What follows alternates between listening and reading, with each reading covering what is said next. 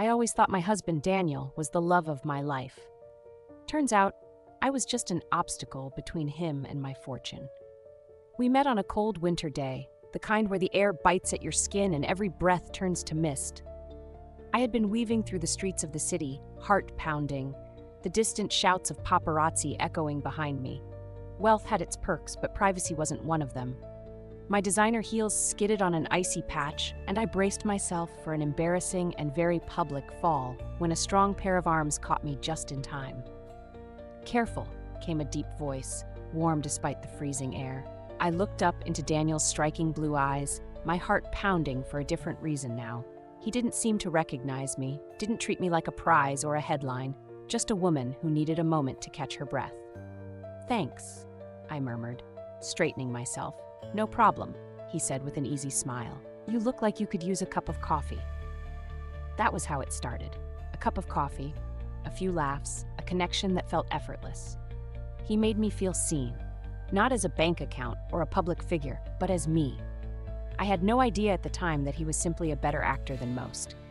It was on our anniversary that I discovered the truth. The candlelit dinner, the expensive wine, the soft glow of the chandelier. It was all an illusion, a mask for the betrayal lurking beneath. While I was in the kitchen fetching dessert, I overheard whispers. "You think she suspects anything?" asked a voice I knew too well. "Sarah?" My best friend. A lump formed in my throat. My best friend of 10 years. Had she always been against me? Every laugh we shared, every secret we told. Was it all a lie? When did she start hating me? Had she always wanted what I had? The realization burned more than the betrayal itself. I had loved them both, trusted them. And they saw me as nothing more than an obstacle. Panic clawed at my chest, and I tried to slip out unnoticed, but I wasn't fast enough. The next thing I knew, I was lying on the floor, blood pooling beneath me, their silhouettes looming over me as the world faded. But I didn't stay dead. Oh no, my soul refused to rest. I woke up, well, metaphorically speaking, in a place of swirling shadows, an eerie expanse that pulsed with something ancient and restless. The underworld, a place between places, a limbo I never should have reached so soon. Memories of my murder looped endlessly in my mind, every betrayal sharpening my rage. I clawed at the darkness, screaming, but there was no one to hear me. No one but me. I had always been kind, forgiving, patient.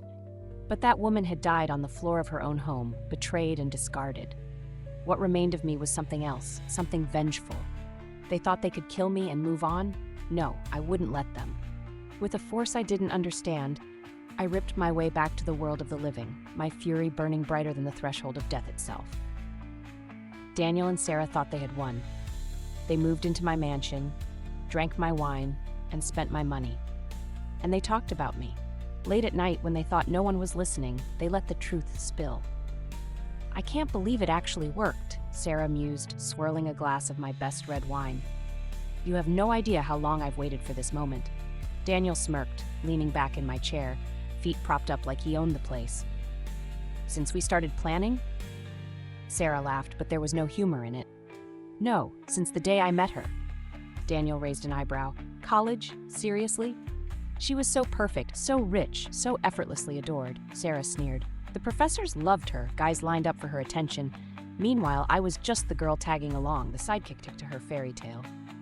She scoffed and took another sip. "But being her best friend had its perks. Free vacations, expensive gifts, social status. I figured, why not ride the wave?" Daniel chuckled, and here I thought I was the only one with a grudge. Sarah tilted her head. "Oh? What's yours?" Daniel let out a bitter laugh. "I regret ever meeting her first." Sarah blinked and he continued, voice dripping with something I never noticed in life: disgust. "The moment I saw you, I knew," he said, his fingers trailing over her wrist. "You were it for me, not her." He exhaled sharply. "I fell for you that very first day, but she got in the way. The money, the convenience, I had to play my part." He clenched his jaw. "But our wedding night? That was the worst. Lying beside her when all I wanted was you." He squeezed Sarah's hand. "You were my saving grace. That night, I sneaked out just to see you." Sarah smiled, pressing a kiss to his knuckles. "And now, she's gone. Finally." I seethed. Everything, the love I thought I had, the friendship I cherished, it had been a lie from the very beginning. They thought they had won. But their victory was short-lived. I started small. flickering lights, whispering their names in the dark, writing messages in the condensation on mirrors. I see you. Murderers never prosper. At first, Daniel waved it off as grief-induced paranoia. It's just the house, babe, he muttered when Sarah clung to his arm after yet another light flickered. It's old, probably needs rewiring. Sarah wasn't so sure. Then why is it only happening at night? She hissed, eyes darting around the dimly lit hallway. And why do I keep hearing my name? Daniel groaned, rubbing his temples. Because you feel guilty. You need to let it go. Sarah wanted to believe that. But then the dreams started. At first, it was just the feeling of being watched. Then the whispering became clearer. My voice, soft and taunting, right in her ear. Was it worth it? She jolted awake, drenched in sweat, panting. She tried shaking Daniel awake, but he only grumbled and rolled over. Then came the night she saw me. It was past midnight, and she had gotten up for water. The kitchen was dark, save for the faint glow of the city lights outside. She filled a glass and turned toward the window. And there I was, standing inside the reflection, staring right at her. Sarah let out a strangled gasp, the glass slipping from her fingers and shattering on the floor.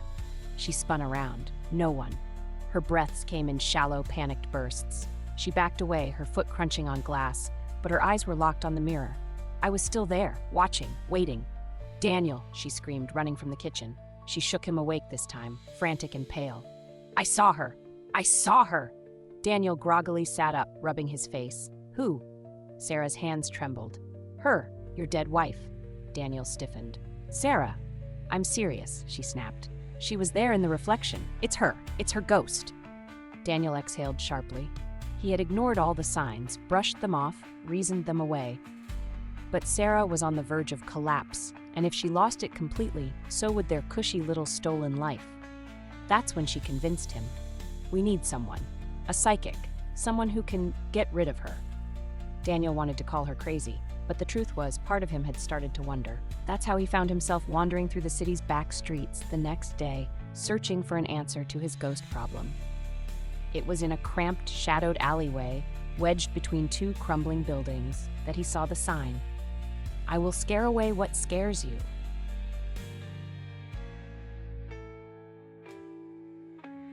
The shop looked like it had never been touched by time. The dust-covered windows revealed little, and the crooked wooden door creaked eerily as he pushed it open. Inside, thick incense clouded the air, making his eyes water. Trinkets and talismans lined the walls, and at the center of the room sat a woman draped in scarves and shimmering jewelry, Madame Giselle. She glanced up from her tarot cards, unsurprised by his presence. You have a problem, she said smoothly. Daniel hesitated, unsure of how much to say. Yeah, I think my house is haunted. Madame Giselle steepled her fingers. Of course it is. Daniel narrowed his eyes. How do you... She cut him off with a dismissive wave. I know things. She gestured to the seat in front of her. Tell me about the spirit. I hovered just behind Daniel, unseen, watching the spectacle unfold with amusement. Daniel swallowed. She's my, late wife. Madame Giselle's eyes gleamed. Ah, a wife scorned. Daniel stiffened. I never, she smirked. No need to lie to me, dear. The dead don't haunt for no reason. I chuckled softly, and for a second I swore she almost heard it. Daniel exhaled through his nose. Can you help or not? Madame Giselle leaned back in her chair, fingers tapping on the table. Then she nodded. I will come to your home tomorrow. I will perform a cleansing. The spirit will be banished. Daniel let out a breath he didn't realize he'd been holding. Great. How much? She smiled, slow and deliberate. $100,000. He flinched. What? You are a wealthy man, yes? She interjected, her gaze unwavering. A living wealthy man. If you wish to stay that way, you will pay. Daniel hesitated for only a moment before nodding. Good. She clapped her hands together. I shall bring my assistant. Leo, I assumed. Oh, this was going to be fun. The next evening, she set up her usual nonsense, dimmed lights, incense, an overabundance of unnecessary candles. I watched, arms crossed as she fumbled with a crystal ball. As Madame Giselle sat in her parlor lighting a dozen candles for atmosphere, I gave a dramatic sigh. Oh, Madame Giselle, I moaned theatrically. You're about to get a client with a very guilty conscience. She didn't hear me, of course. But Leo, who was sipping a soda in the corner, choked mid-gulp. His eyes widened, his face turning pale as he coughed and sputtered. nearly dropping his drink. I blinked. He was looking right at me. For a long second, we just stared at each other, both equally dumbfounded. I had spent weeks tormenting Daniel and Sarah, unseen, unheard, nothing but a whisper in the dark. But this guy? He saw me. Leo slowly pointed at me, his hand trembling. Giselle? He muttered, voice shaky. What? She huffed, shaking a bundle of sage over her candles. There's, his throat bobbed as he swallowed hard. A ghost. I grinned and gave him a little wave. Hi. Leo immediately dropped his soda. The can hit the floor with a loud thunk, spraying a fizzy puddle across the wooden boards. He scrambled backward so fast he nearly tripped over a stack of dusty books. Nope. Nope, nope, nope. He pointed at me with both hands now, like a man trying to ward off an angry raccoon. That's a ghost, a full-on dead person, see-through ghost. I tilted my head. Rude, I just met you. Leo pressed himself against the wall, his breathing shallow. Oh my God, first ghost I've ever seen and she's sassy. Leo, what are you yelling about now? Giselle sighed, barely looking up as she adjusted her headscarf. He frantically waved his hands in my direction. There is a ghost. She finally glanced over, unimpressed. Oh, please, Leo, don't start with that nonsense. You're going to scare away the spirits. I think the spirits are already here, he muttered, watching as I made her crystal ball hover an inch off the table. Madame Giselle, who had been adjusting her many bracelets, cleared her throat loudly and shot Leo an annoyed look. Ahem. She straightened her posture, flicked her fingers dramatically, and announced, There is something here. I knocked the ball off the table. She yelped. Ah! Yes, a very strong presence. She turned to Leo, nodding approvingly. Good work, Leo. You're finally opening yourself to the energies of the beyond. She gave him a proud thumbs up. Leo, still pressed against the wall, clutched his mouth with both hands like he was trying to physically stop himself from screaming. His eyes darted between me and Giselle, wide with sheer disbelief. He wanted to protest, to point out that this was definitely not his doing, but he didn't dare talk back. Instead, he stayed frozen in place, looking very much like a man questioning every life choice that had led him to this moment. How did I get myself into this mess? Was probably running on repeat in his head. I grinned, thoroughly enjoying his suffering. Boo? Leo let out a strangled squeak. Daniel, already sweating, clutched his chair. See, can you talk to it? I rolled my eyes. Hey, idiot, it's me, your murdered wife. Leo swallowed hard, his face still pale. Oh, she's talking to you all right, he muttered, his voice tight, like he was forcing the words out against his better judgment. He wasn't amused. Far from it. His hands were still clenched at his sides, and he looked like he wanted to be anywhere but here. Madame Giselle shot him a look. Leo, hush, let the spirit speak through me. I folded my arms and smirked. I am speaking. I don't know how you don't hear me, I said, thoroughly amused by the situation. I leaned into Giselle's ear. Tell him to give you all his money, and then run away screaming. Madame Giselle blinked. It wants you to give me all your money. Daniel flinched. What? And then I must run away screaming, she added, looking vaguely confused but committed. Leo still looked wary, but when he saw me cackling instead of doing anything menacing, some of the fear in his eyes started to fade. He watched as Madame Giselle grabbed the wad of cash Daniel frantically handed over and bolted out the door, shrieking. I turned to Leo and gave him a playful wink. But Madame Giselle, now emboldened by her easy payday, wasn't done yet. She adjusted her shawl, cleared her throat, and sat back down as if she was about to conduct a serious interview. Spirit, if you are still here, grant me a sign. Tell me why you linger. Share your pain so I may help you move on. I rolled my eyes. Oh, please, I'm haunting people, not spilling my tragic backstory to a scam artist. I turned to Leo. Tell her I'm going to take a nap and she should leave. Leo, who had been watching this unfold with increasing amusement, barely held back a smirk. Yeah. The spirit is, probably weak right now. Yeah, exhausted. She says she's going to, take a nap.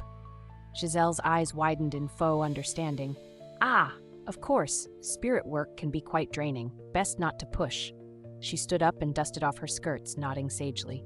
Very well. We will return another day when the energies are more stable. She turned to Daniel and Sarah, who had been watching all of this in nervous silence. In the meantime, she said gravely, you must take action. Salt every doorway, burn sage every night, and, most importantly, wear obsidian amulets to ward off negative energies. Daniel, desperate, nodded along. Sarah, still pale, clutched his arm. I barely stopped myself from laughing. None of that was going to work. As Giselle swept dramatically out the door, Leo trailed after her, shaking his head slightly. Before he left, he glanced back at me. There was no fear in his expression now, just a quiet curiosity.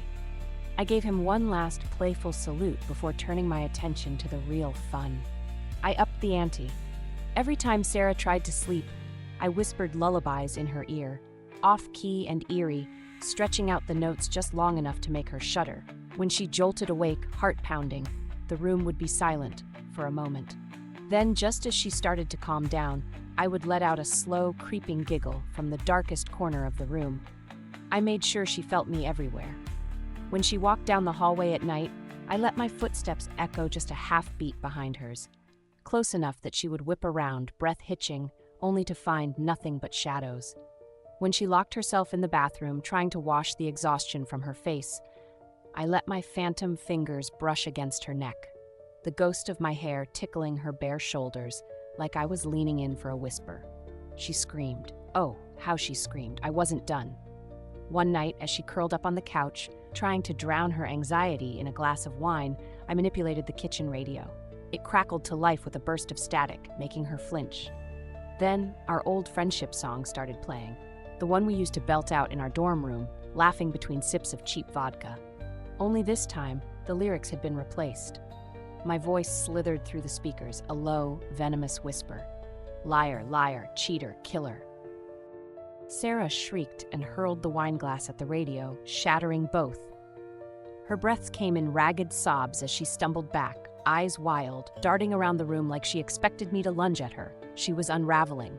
It wasn't long before she was clawing at the walls, begging Daniel to do something. But no amount of salt, sage, or prayers was going to save her now.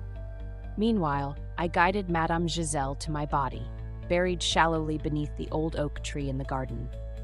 She muttered to herself the entire way, fidgeting with her scarves and looking around as if snapping out of a trance.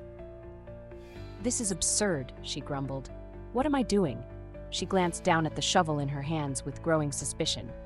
"I don't dig. I don't do manual labor. I charge people exorbitant amounts of money to avoid this exact nonsense." She turned sharply to Leo, who was dragging his feet behind her. "Why am I here? Why am I holding this shovel?" Leo groaned, rubbing his face. "I don't know, madame. You were the one who suddenly insisted we had to come out here and start digging." Giselle blinked. "I did?" Leo threw his hands in the air. "Yes, you kept saying, 'There's something here, I must find it.' You even demanded I bring a shovel." She clutched the shovel tighter, staring at it as if it had personally betrayed her. "This is not normal. I don't demand shovels." Leo sighed heavily, shaking his head. "I knew this job was going to be weird, though, but now we're just out here, in the middle of the night, digging up the client's backyard like a bunch of lunatics. How did my life come to this?" That was when he turned slightly and, for the first time since we'd stepped outside, really looked at me. I cocked my head, watching as his expression shifted from irritation to reluctant understanding. His mouth opened slightly and then closed, as if everything, the sudden urge Giselle had, the digging, the whispers in the back of her mind, suddenly clicked into place for him. He exhaled slowly. "Oh, it's you, isn't it?" I grinned. "Took you long enough?" Leo dragged a hand down his face, already regretting acknowledging it. "Great, just great. I'm assisting a real haunting." I floated beside him as he hesitantly picked up a shovel, watching Madame Giselle mutter about spirits leading her fate. He shifted uncomfortably and cleared his throat. "So, you're not going to haunt me after this, right?" he asked, keeping his voice low as if Giselle might somehow hear our ghostly conversation. I hovered a little closer, smirking. "Not unless you plan to murder someone for money," I said sweetly. He hesitated, then gave a slow nod. "Noted." As the shovel hit something solid beneath the dirt, silence fell between them. Leo swallowed hard, his fingers tightening into fists. He didn't need me to say it. He knew exactly who they had found. And I knew, deep down, that even if he was terrified, Leo understood why I had led them here. When the police uncovered my body, Daniel and Sarah had no escape. The trial was swift, a tragic crime of greed, a life sentence for both. But there was something strange, something that sent uneasy whispers through the forensic team and made even the most skeptical officers glance warily at the unearthed remains. My body was still fresh, no signs of decay, no skeletal remains. Just me, as if I had only just died yesterday. As if time had simply stopped. Whispers spread quickly. Officers muttered under their breath, forensic experts exchanged nervous glances. The rumors reached beyond the crime scene, into the media, the courtrooms, the city itself. It's because she has unfinished business. The dead don't rest when they were wronged. She's still here. They weren't wrong. I wasn't done yet. In prison, Daniel's paranoia only worsened. I still had some energy left to torment him. Lights in his cell flickered whenever he tried to sleep. His reflection in the metal sink sometimes grinned at him when he wasn't smiling. Once, I even whispered, "Happy anniversary" in his ear while he was alone. But I didn't forget about Sarah. Oh no, she earned her suffering. Every night, just as she was about to drift off, I'd drag my nails along the walls of her cell, scritch, scritch, scritch, a slow, deliberate sound that sent her curling into herself, eyes squeezed shut.